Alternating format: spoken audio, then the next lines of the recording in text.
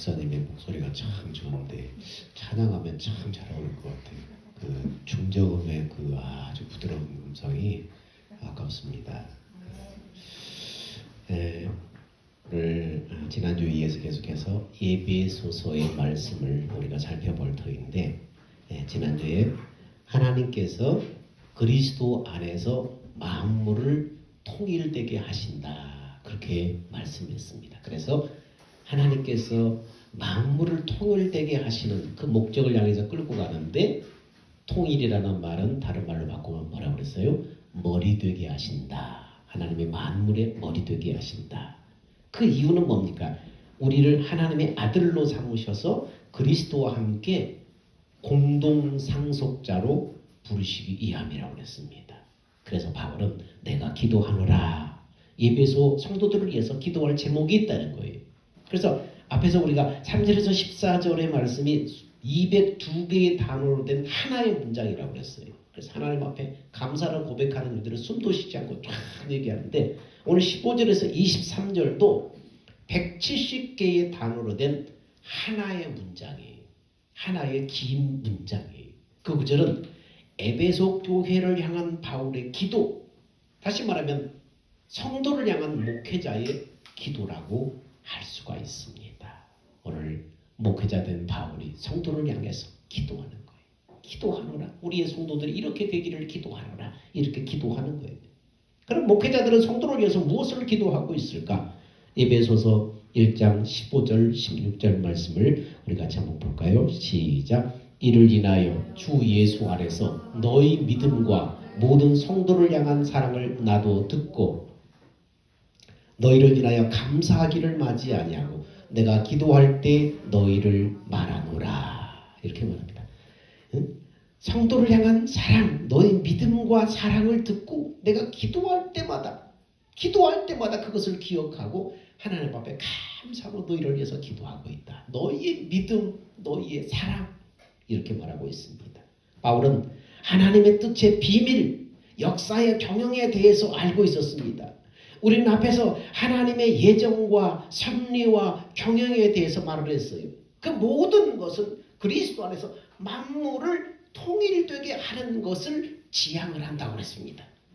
그러나 바울은 이것으로 하나님의 계획을 다 알았으니 이제 끝이다, 충분하다, 그렇게 말하지 않고 이로 말미암아, 다시 말하면 그렇기 때문에 에베소 성도들을 기억하고 그들을 위해서 기도한다, 그렇게 말하는 거예요. 하나님의 섭리와 애정과 그 부르심에 대해서 바울이 다 알아요.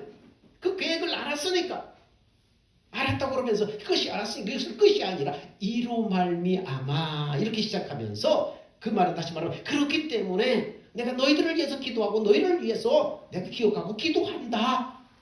여러분, 이것은 신앙생활의 기도의 자리가 차지하는 자리가 무언가를 보여주고 있어요.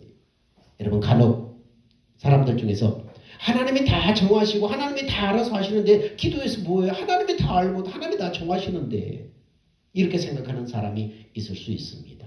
그러나 하나님은 기계가 아니에요. 하나님은 인격이에요. 컴퓨터처럼 막 세팅해서 세상이 자동으로 돌아가는 게 아니에요. 하나님의 예정과 하나님의 부르심과 하나님의 섭리와 그것들에 대해서 바울이 다 알았다고 해서 그것은 끝인 것이 아니라 그렇기 때문에 너희를 위해서 기도한다, 그렇게 말하고 있는 것입니다. 하나님이 인격이라는 거예요. 다 알아서 돌아가는 것이 아니라 하나님은 그리스도 안에서 우리를 향한 뜻을 이렇게 나타나 보이셨으니까, 알게 하셨으니까 이제 거기서 끝나는 것이 아니라 우리가 그 뜻을, 너희가 그 뜻을 알기를 원한다. 그리고 그 뜻 가운데 너희가 살아가기를 원한다. 이것이 바울이 성도를 위해서 기도하는 내용과 직결이 되는 것입니다. 아는 것으로 끝나는 게 아니라. 그래서 1장 17절은 그렇게 말을 하고 있습니다. 우리 주 예수 그리스도의 하나님 영광의 아버지께서 지혜와 계시의 정신을 너희에게 주사 하나님을 알게 하시고, 기도의 첫 번째가 이렇게 말을 하고 있습니다. 바울이 성도를 위해 간구하는 핵심이 뭐냐? 성도들이 하나님을 알게 해달라는 거예요. 여러분, 그래서 먼저 하나님께서 지혜와 계시의 영을 우리 성도들에게 주셔서 하나님을 알게 하여 주옵소서, 이렇게 기도하고 있습니다. 여러분, 세상의 지혜나 인간의 지적인 능력으로는 하나님을 알 수 없어요. 오직 지혜와 계시의 영이신 성령을 통해서만이 하나님을 알 수 있다고 고린도전서는 분명하게 말하고 있습니다. 지혜와 계시의 영인 성령이 알려주셔야만 깨달을 수 있는 거예요. 성령 하나님께서 우리에게 이 빛을 비춰주셔야만 복음과 하나님의 말씀을 깨닫게 되는 것입니다. 여러분, 지식으로 배워서 하는 것이 아니에요. 성령이 깨닫게 할 때만 깨달아지게 하시고 믿어지게 하는 거예요. 여러분, 예배소 교회의 성도들은 이미 예수를 믿는 사람들이에요. 근데 그 믿는 사람들에게 왜 바울은 저들이 하나님을 알게 해달라고 기도할까요? 아니, 이미 믿고 있는데, 하나님이 누군 줄 아는데 어떻게 하나님을 알게 해달라고 기도하고 있는 걸까요? 여러분, 우리가 처음 예수를 믿을 때만 성령의 이 비추심이 필요한 게 아니에요. 처음 예수 믿을 때만 그게 필요한 게 아니에요. 처음에 하나님 나라의 복음을 전할 때 성령께서 깨닫게 하시고 마음에 감동을 주시고 믿어지게 하시고, 처음 믿을 때만 우리 마음속에 하나님의 영이 그걸 깨닫게 해주시는 게 아니에요. 우리는 평생에 걸쳐서 성령께서 우리 생각과 마음을 비추셔서 하나님을 알아가게 하실 것을 기도해야 됩니다. 말씀을 배우고 하나님을 알아가는 과정은 단번에 깨달음이나 스스로 할 수 있는 일이 아니라는 거예요. 성령께서 깨닫게 하심을 통해서만이 그게 가능한 거예요. 우리 고시들 예배 드릴 때 우리 변청부님이 처음에 복음을 전할 때 그것을 깨닫고 나서 그 자리에서 이제 하나님을 다 영접을 했어요. 그게 누가 하신 거예요? 눈에는 보이지 않지만 하나님의 영이 그렇게 하도록 역사하시고 감동을 주시고 결단을 하게 하신 거예요. 근데 그것으로 끝난 게 아닌 거예요. 처음 예수 믿을 때도 성령이 이렇게 간섭하지만은 우리가 이제 신앙생활 하면서 계속해서 성령이 하나님을 알아갈 수 있도록 우리의 생각과 마음에 비추셔서 빛을 비추셔서 깨닫게 하시고 결단하게 하시고 움직이게 하시는 겁니다. 오직 성령의 역사를 통해서만이 이렇게 가능한 거예요. 그래서 오늘 우리 찬송가 453장에 뭐라고 말하겠어요? 3절에 성령이 스승 되셔서 하나님 말씀 배우니 그 말씀 한 절 한 절이 내 마음에 교훈되도다. 내 평생의 소원, 내 평생의 소원, 예수도 알기 원하네. 여러분, 찬송가 가사도 그렇잖아요. 성령이 선생님 되셔서, 성령이 우리의 스승 되셔서 하나님의 말씀을 배우니까 한 절 한 절 성령이 깨달아서 내 마음에 교훈되게 하시도다. 그렇게 얘기하잖아요. 그렇습니다. 우리는 날마다 새롭게 하나님을 알아가야 돼요. 하나님은 우주 질서나 도를 아십니까? 그 도 같은 분이 아니에요.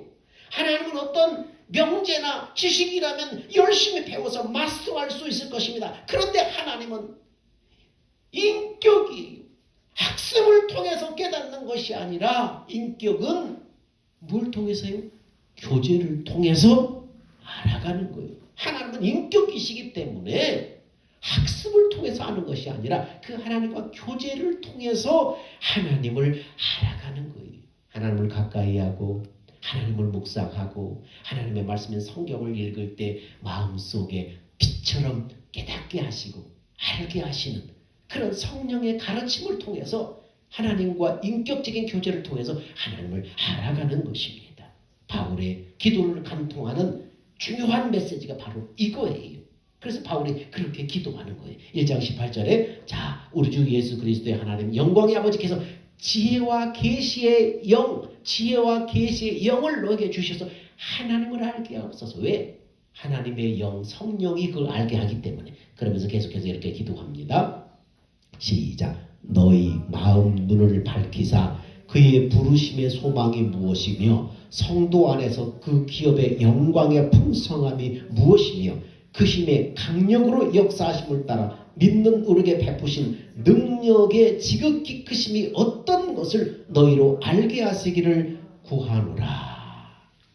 바울이 계속해서 기도하는데 우리의 마음 눈이 밝아지기를 기도한다고 말하고 있습니다. 마음 눈은 뭐란 말입니까?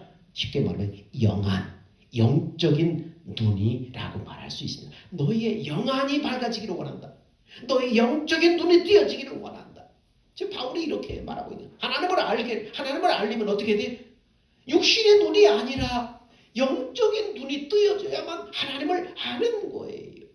그래서 바울이 왜 마음의 눈이 밝아져야 되는가? 영적인 눈이 밝아져야 되는가? 세 가지를 알기 위해서 영적인 눈이 밝아져야 된다 말하면서 첫 번째는 하나님 우리를 왜 부르셨는가? 그 부르심의 소망이 무엇인지를 알기를 원한다. 두 번째는 성도 안에 하나님 주신 그 기업의 그 영광이 얼마나 풍성한 것인지 너희로 알기를 원한다. 세 번째는 우리에게 베푸신 하나님의 능력이 얼마나 크신 것인지 알기를 원한다. 이렇게 말하고 세 가지를 알기 위해서 너희 영안이 밝아져야 된다. 영적인 눈에 띄어져야 된다. 너희를 왜 부르셨는가? 부르심의 소망. 그리고 성도에게 주어지는 그 하나님의 기업의 영광이 얼마나 풍성한지 그 풍성함. 그리고 믿는 너에게 베푸시는 하나님의 능력이 얼마나 크신지 그걸 너희가 알기를 원한다. 그걸 기도하고 있는 거예요. 여러분 이것들은 이미 1장 전반부터 하나님을 향한 속령에서 언급했던 내용입니다. 먼저 하나님은 우리를 그리스도의 자녀로 부르셨습니다. 부르시기에 앞서서 우리를 택하시고 예정하셨다고 말합니다. 이 모든 것은 그리스도 안에서 우리를 하나님의 아들들이 되게 하기 위해서 부르시고 택하시고 예정하신 거예요. 그리고 그 부르심의 소망이라는 것은 뭡니까? 너희가 그 부르심의 소망을 알기를 원한다. 그 부르심의 소망이 뭡니까? 하나님의 자녀로서 가질 수 있는 소망을 말하는 거예요. 그냥 막연한 희망을 말하는 게 아니라 하나님의 자녀로서 가질 수 있는 소망. 그게 뭐예요? 하나님의 자녀로서만이 가질 수 있는 소망. 하나님이 우리에게 주신 약속이에요. 하나님이 하나님의 자녀에게 주신 확실한 약속을 말하는 거예요. 이게 바로 소망이에요. 우리를 부르셔서 하나님 우리에게 주신 소망.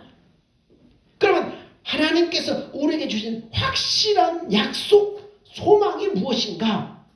자녀로서 우리가 갖는 소망은 예수님과 함께 공동상속자로 받게 될 하늘의 기업을 말하는 것입니다. 하나님의 나라에 우리의 기업이 있어요. 영광의 기업이 있어요. 우리가 하나님의 나라에 가서 그 기업의 상속자가 되는 거예요. 그러므로 바울은 영안이 밝아져서 성도들 안에 있는 그 기업이 얼마나 영광이 풍성한지 너희가 알게 되기를 원한다. 그렇게 말하고 있는 거예요.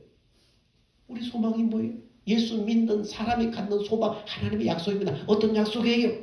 너희가 하늘나라에 기업이 있는데 그 기업이 막연한 것이 아니고 그 기업이 이 하나님이 주신 약속의 기업이 얼마나 풍성한지 너희는 지금 모르지. 그거 너희가 알기를 원한다. 그 기업이 뭡니까? 에베소서 1장 3절에 말씀하는 하늘에 속한 모든 신령한 복이라고 기록이 되어 있어요. 하늘에 속한 모든 신령한 복, 이거 주시기 위해서 하나님이 우리를 부르셨다는 거예요. 우리를 택하셨다는 거예요. 우리를 하나님의 아들들이 되게 하셨다는 것입니다. 이거 주고 싶어서. 그러므로 이것은 오직 영의 눈으로만 볼 수 있는 거예요. 영적인 눈이 뜨여야만 이게 보이는 거예요. 하나님 이렇게 놀라운 것을 우리에게 주기를 원하는구나. 하나님의 나라는 실제하는 것이고 우리가 육신을 먹고 하나님의 나라, 하나님의 아들로서 들어갈 때 우리에게 주어진 영광이 이런 것이구나. 근데 창조주 하나님의 아들이신 그 예수님과 함께 공동상속자로 하나님 앞에 서다니 어떻게 우리 같은 피조물이 그럴 수 있는가. 이걸 알게 된다는 것입니다. 여러분 찬송가 144장의 3절 가사에 그것을 잘 표현하고 있습니다.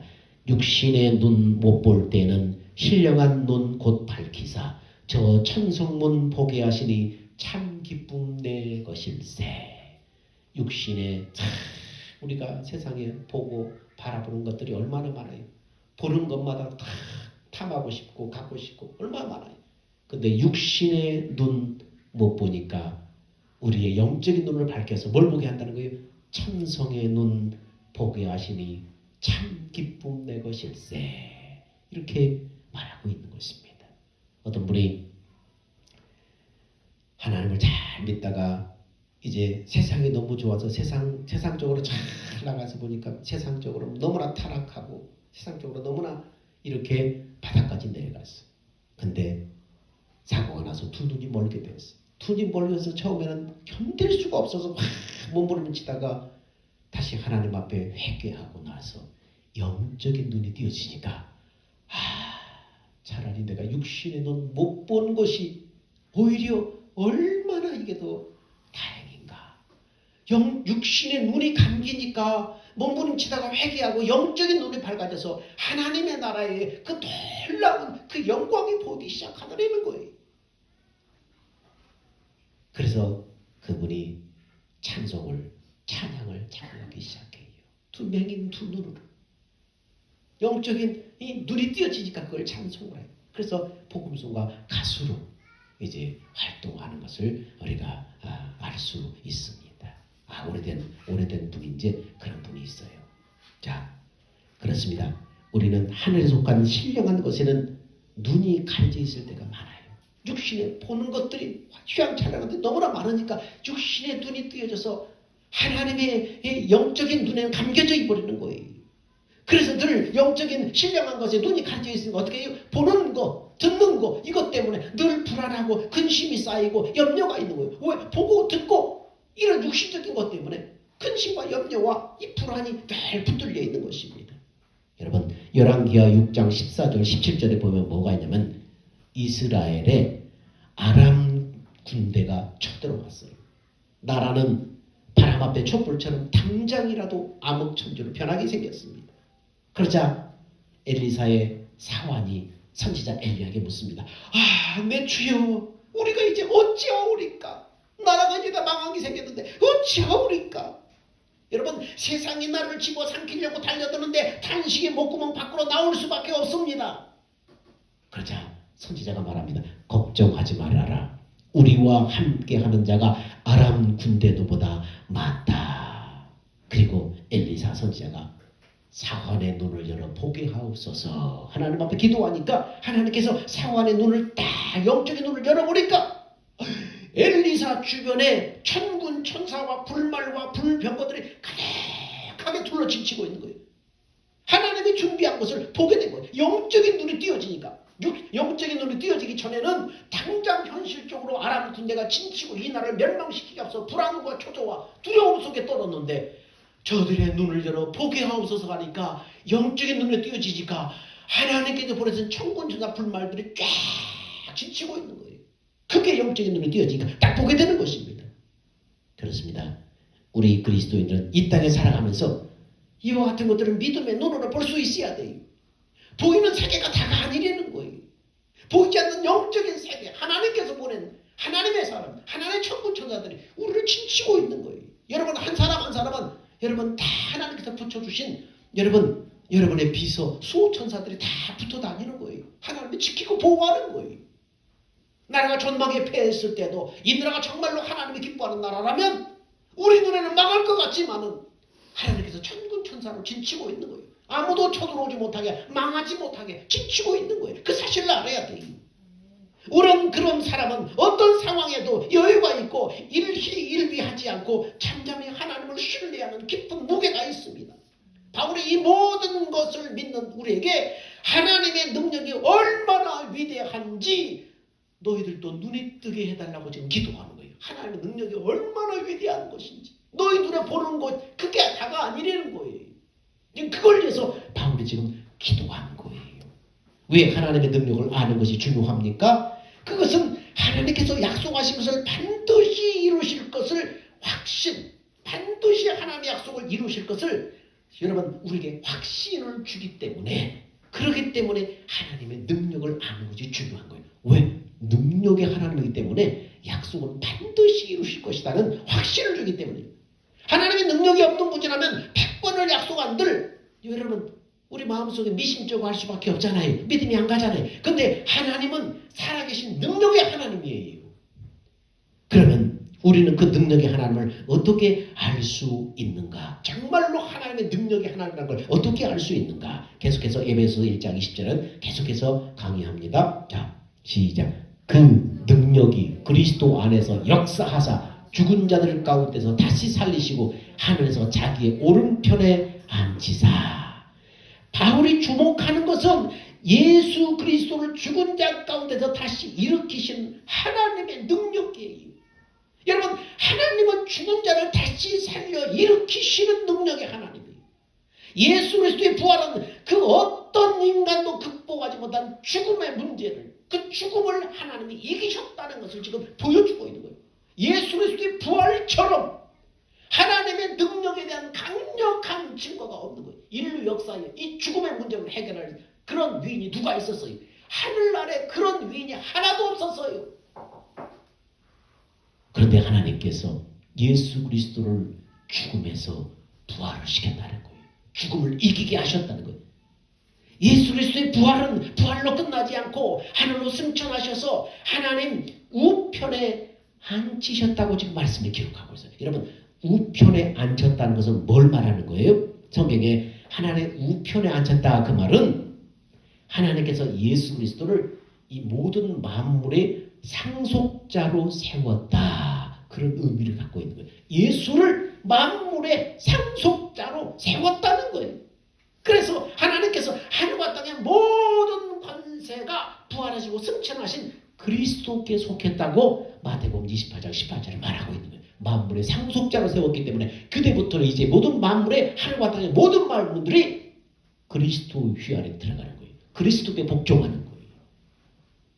그리고 이어지는 구절이 이걸 잘 설명합니다. 그러면서 하나님의 능력에 대해서 얘기하면서 또 이렇게 말합니다. 시작. 모든 정사와 권세와 능력과 주관하는 자와 이 세상뿐 아니라 오는 세상에 일컫는 모든 이름 위에 뛰어나게 하시고, 여기서 정사, 권세, 능력, 주관, 이것은 뭡니까? 하늘에 보이지 않는 영적인 세력을 말하는 거예요. 영적인 존재들이에요. 영적인 힘, 세력들이. 성경의 세계관 안에는 이 땅의 나라와 왕권과 세력들은 하늘의 영적인 세력과 연결되어 있다는 것을 성경 속에 보여주고 있습니다. 그 세력들은 종종 하나님을 대적하고 있는 것으로 그려지고 있습니다. 근데 하나님은 그 어떤 영적인 세력이나 이 땅의 권세도 넘볼 수 없는 권위와 명성을 누구한테 주었다는 거예요? 아들에게 주었다는 거예요. 그래서 정사와 권세와 능력과 주관하니 이 하늘에 있는 존재들, 그리고 이 세상뿐만 아니라 오는 세상, 과거, 현재, 미래 모든 그 이름 위에 뛰어나게 하셨다. 예수 그리스도가 뛰어나게 하셨다. 왜? 하늘과 땅의 모든 권세를 예수님에게 주셨기 때문에. 우리 예수님은 이런 분이시라는 거예요.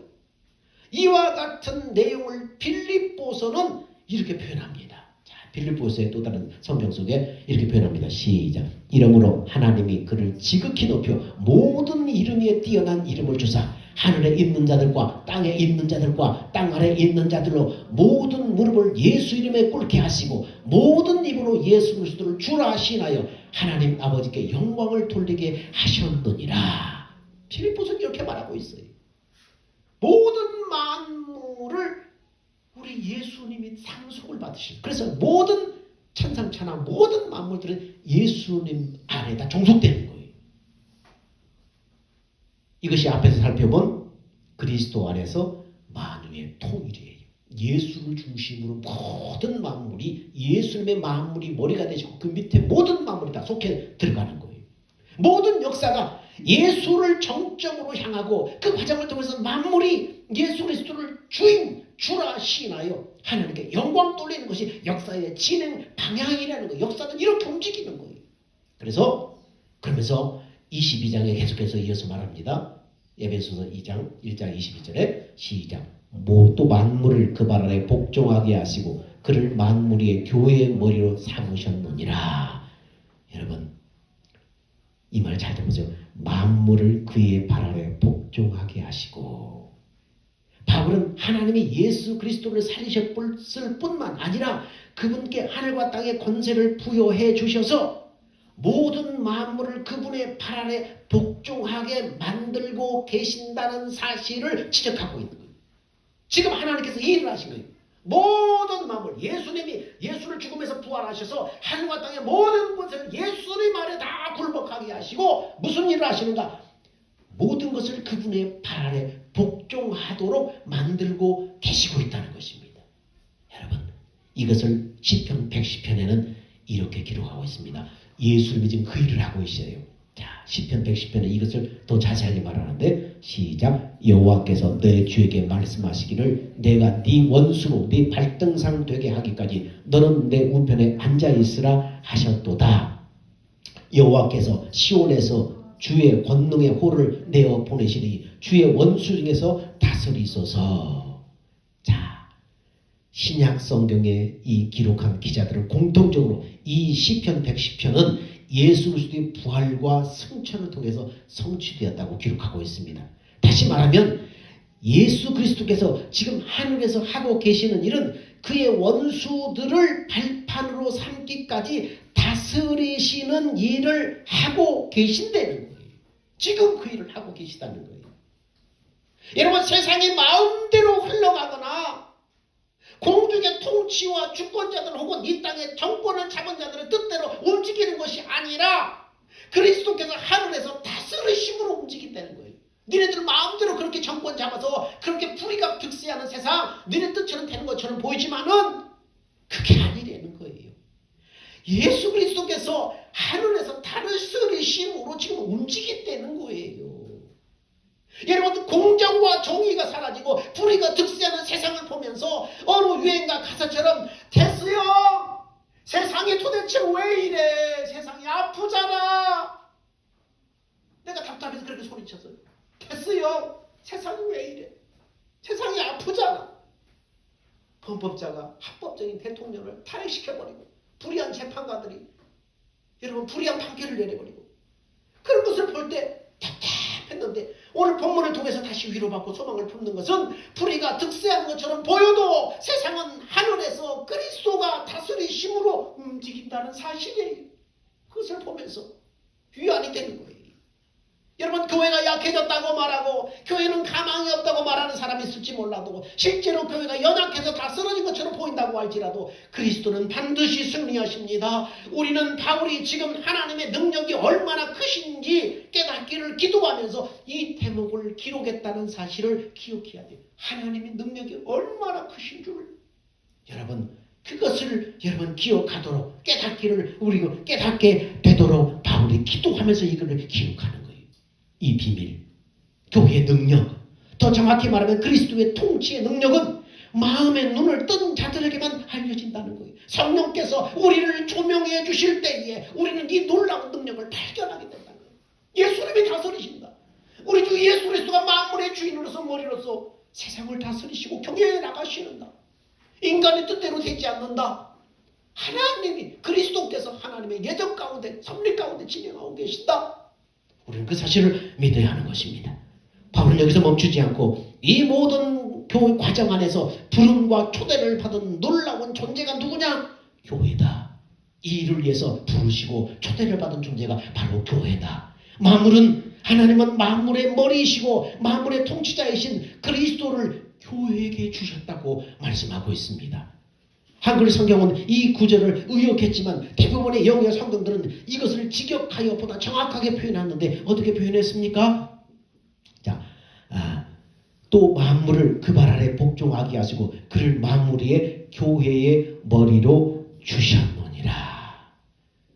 우리 개정에는 뭐라고 그랬어요? 머리로 삼으셨느니라. 근데 여러분 이 영문문이나 다른 직역의 본문을 보면 더 정확한 번역이 뭡니까? 하나님께서 예수 그리스도를 만물의 머리이신 예수 그리스도를 교회의 머리로 주셨다는 거예요. 여러분 그 말이 그 말 같지만은 엄격한 차이가 있어요. 그리스도는 교회의 머리인 것은 분명한 사실이에요. 그러나 바울이 이 도명에서 하는 말은 무슨 말입니까? 그보다 훨씬 더 크고 높은 차원에서 지금 얘기를 하는 거예요. 하나님은 그리스도를 만물의 통치자, 주권자로 세우셨고 만물이 그분에게 속해 있어요. 하나님의 영원하신 하늘의 기업이 예수님께 상속되었어요. 그분은 만물의 머리이셔요. 그런데 하나님은 그 머리이신 예수님을 교회에게 주셨다는 거예요. 이게 왜 중요해요? 교회가 받은 그리스도라는 선물의 의미가 얼마나 큰 것인가를 지금 보여주는 거예요. 우리가 감당할 수 없는 만물의 주인이신 하늘과 땅의 권세를 가지신 그분을 교회의 머리로 주셨다는데 교회의 머리로 주셨다는데 여러분 교회가 받은 이 선물이 얼마나 엄청난 것인가를 지금 보여주고 있는 것입니다. 하나님께서 만물의 통치자로 세우신 예수를 교회에게 은혜의 선물로 주셨다는 것입니다. 그리고 교회 또한 그 예수와 함께 만물의 통치자로 공동 상속자가 되었다는 뜻입니다. 예수께서 받으신 영광과 권능과 능력이 또한 교회의 것이 되었다는 거예요. 우리가 받은 구원의 크기가 도무지 상상할 수 없는 수준이라는 것을 지금 말하고 있는 거예요. 예수님과 함께 공동 상속자이고 예수님의 영광과 권능과 능력이 교회의 것이 되고 이렇게 받은 그 구원의 크기가 이 놀라운 영광이 말할 수 없을 상상할 수 없을 정도로 지금 교회에게서 하나님의 선물로 주셨다는 것입니다. 바울은 마지막 이렇게 부연합니다. 1장 23절에 이렇게 마지막으로 시작. 교회는 그의 몸이니 만물 안에서 만물을 충만케 하는 자의 충만이니라. 교회는 그리스도의 몸인데 그냥 몸이 아니라는 거예요. 충만함 자체라는 거예요. 만물을 다스리고 충만으로 채우시는 예수의 충만이 교회 안에 있다는 거예요. 하나님의 풍성하심과 하나님의 충만하심과 하나님의 그 영광이 교회에게 주신 그리스도로 말미암아 그것이 교회 안에 지금 머물러 있다는 말이에요. 아무리 생각해도 이것은 사람이 가히 이를 말이 아니에요. 그래서 바울이 이것을 깨닫게 해달라고 기도하는 거예요. 우리가 받은 그리스도라는 선물이 얼마나 큰 것이고 얼마나 위대한 것인지를 알게 해달라고 지금 바울이 기도하는 거예요. 영적인 눈을 열리게 해달라고 한 번 듣고 끝나는 것이 아니라 날마다 새롭게 깨달아서 이렇게 놀라운 선물을 받은 교회로서 이 땅을 살아가게 해달라고 지금 기도하고 있는 것입니다. 여러분, 우리를 부르신 부르심의 소망, 우리가 받은 기업의 영광의 그 풍성함, 그 안에서 역사하는 하나님의 놀라운 그 능력, 우리 육신의 눈과 생각으로는 알 수 없고 성령이 우리 눈을 영적인 눈을 뜨게 하실 때 그게 보게 된다는 거예요. 그때 우리가 예수가 어떤 분인지 비로소 알게 되고 그가 사랑하시는 교회라는 이 존재가 어떤 존재인지 알게 된다는 거예요. 여러분, 교회를 세상의 시각으로 사람의 눈으로 보지 마세요. 교회는 연약하지만 그 교회가 받은 그리스도는 모든 만물의 머리이셔요. 교회는 그분과 함께 모든 영광을 같이 하는 존재예요. 그러므로 교회는 반드시 승리하는 것입니다.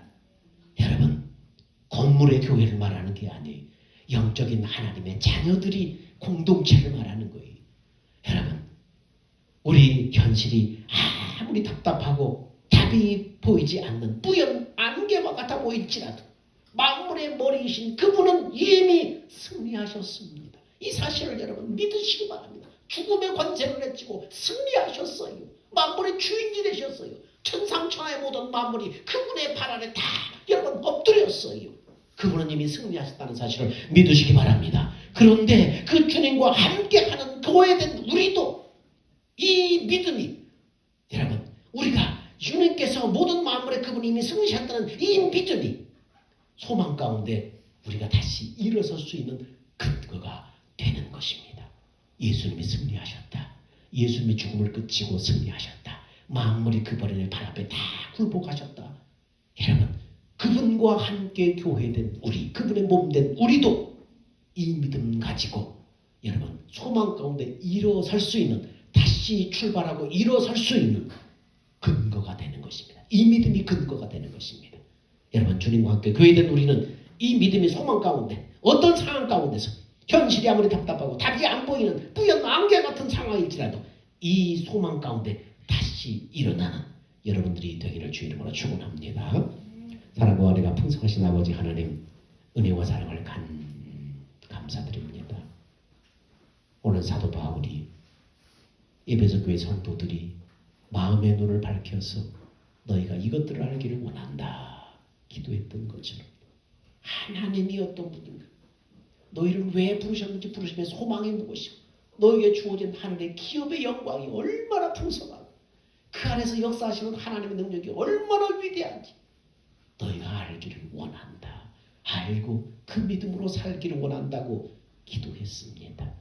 하나님, 이것이 성경 속에 바울의 얘기, 에베소 교회 얘기만이 아니라 오늘 우리의 얘기, 나의 얘기입니다.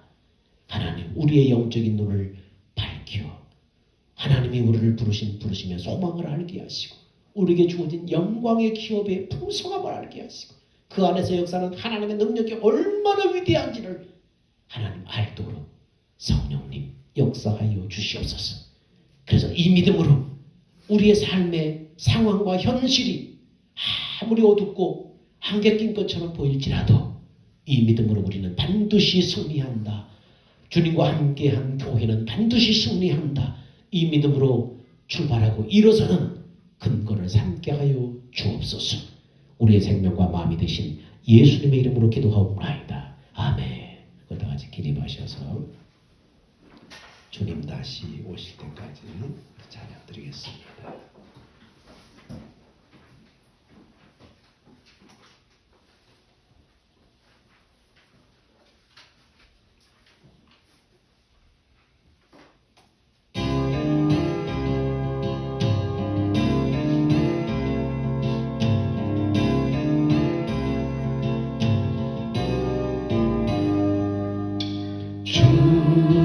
다시 오실 때까지 나는 이 길을 가리라.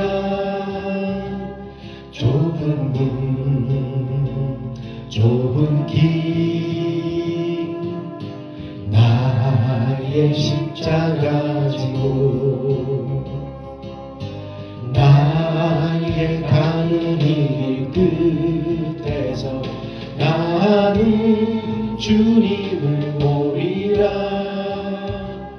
영광의 내 주님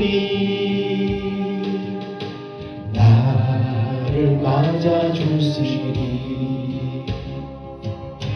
주님 다시 오실 때까지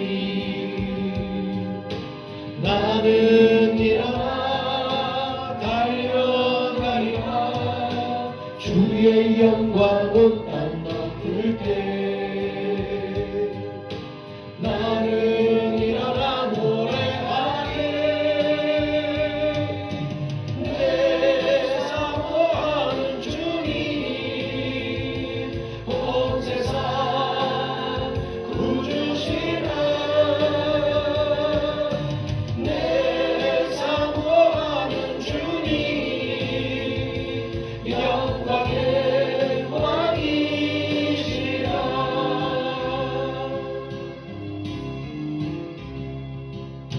주님 다시 오실 때까지 나는 이 길을 가리라. 좁은 문 좁은 길 나의 십자가 지고 나의 가는 이 끝에서 나는 주님을 보리라. 영광의 내 주님 나를 맞아 주시니. 주님 다시 오실 때까지 나는 일어나 달려가리라. 주의 영광 온 땅 높을 때 나는 일어나 노래하리. 내 사모하는 주님 온 세상 구주시라. 내 사모하는 주님 영광의 왕이시라. 내 사모하는 주님 온 세상 구주시라. 내 사모하는 주님 영광의 왕이시라.